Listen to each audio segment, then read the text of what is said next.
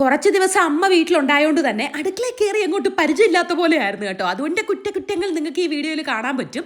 ദാ ഈ ഒരു സാധനം കണ്ടല്ലോ, ഞാൻ ഓൺലൈനിൽ നിന്ന് വാങ്ങിച്ചത് എന്തൊരു എളുപ്പമാണെന്നറിയോ നമുക്കിപ്പോൾ എല്ലാം കഴുകിയെടുത്ത് വെക്കാൻ വേണ്ടിയിട്ട്.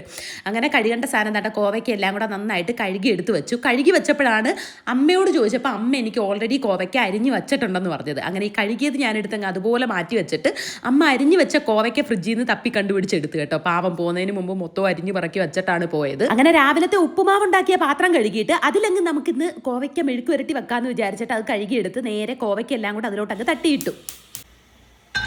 പിന്നെ സംഭവിച്ചത് എന്താണെന്ന് വെച്ച് കഴിഞ്ഞാൽ ഞാൻ കുറച്ച് ദിവസമായല്ലോ കുക്ക് ചെയ്തിട്ട്, അതുകൊണ്ട് തന്നെ പിന്നെ വീഡിയോ എടുക്കാൻ അങ്ങ് മറന്നുപോയി. പക്ഷെ ഞാനിത് എന്തൊക്കെയാ വച്ചേന്ന് വെച്ചാൽ കോവയ്ക്കാൻ മെഴുക്കുവരട്ടി വെച്ചു. പിന്നെ അച്ഛനും മോനും കൂടെ കുറച്ച് കൊഞ്ചിരുന്നത് അങ്ങ് വറുത്ത് കേട്ടോ, നല്ല പച്ച കൊഞ്ചായിരുന്നു.